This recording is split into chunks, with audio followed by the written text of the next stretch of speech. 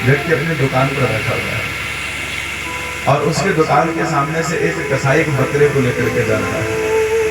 और इतने में क्या हुआ कि बकरा कसाई के हाथ से छूटा और मारा सीधा उस दुकान में घुस गया। और वहां पर जो उसने खली रखी थी ना खाने वाली पशुओं को, अब वो खाने लगा। अब मारा, दुकानदार उठा, उसने डंडा लिया और जोर जोर से मारने लगा बकरे को।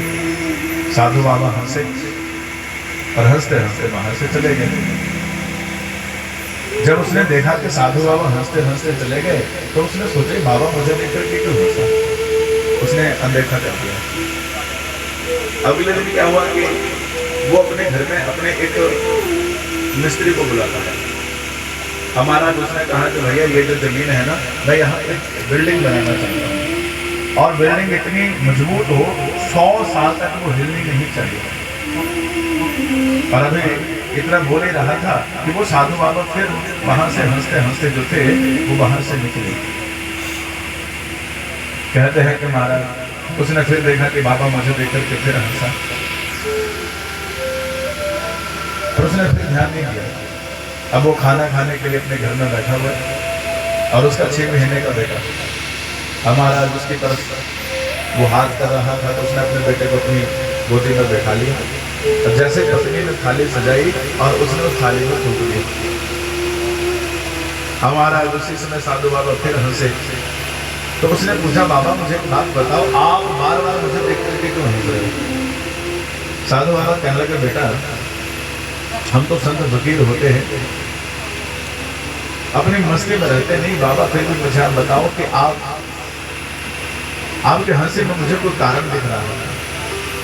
कहते हैं कि उसी समय साधु बाबा कहने लगे तो सुन, जब तू दुकान पर बैठा था तेरी दुकान में एक बकरा आया और उसने थोड़ी सी खली वहां से खाई और तूने उसे डंडे से पीटा।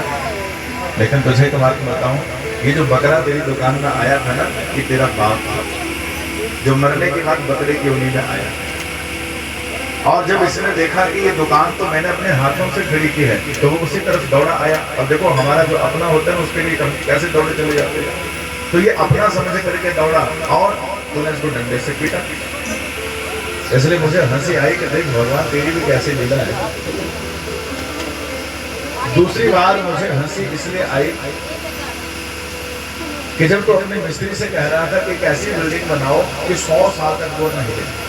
देखो भैया बिल्डिंग तो 100 साल तक नहीं हिलेगी, पर तेरा मकान तो अगले हफ्ते गिरने वाला है, मतलब तेरी मृत्यु होने वाली है। और इतना सुन के घर कांपने लगा। कहने लगे बाबा तो आप तीसरी बार क्यों हंसे, जब मैं अपने बच्चे को अपनी गोद में लेकर के बैठा था। कहने लगे ये जो तेरा पुत्र बनकर के आया है ना, ये तेरा पिछले जन्म का शत्रु है। देख आते इसने तेरा खाना खराब कर दिया और जो तू बिल्डिंग बनाने जा रहा है ना, इसी बिल्डिंग को एक कोठा बना करके रख देगा। कहते हैं कि उस समय उसे अपनी गलती का एहसास हुआ, खूब रोया, खूब देखा। कहने लगे बाबा मैं क्या करूं? तब उन्होंने कहा कि देखो बेटा जो होना था सो हो गया, जो बीत गई सो बीत गई, जो बची हुई है अब उसे भगवान के चरणों में लगाने का प्रयास करो। बोलो शुभ।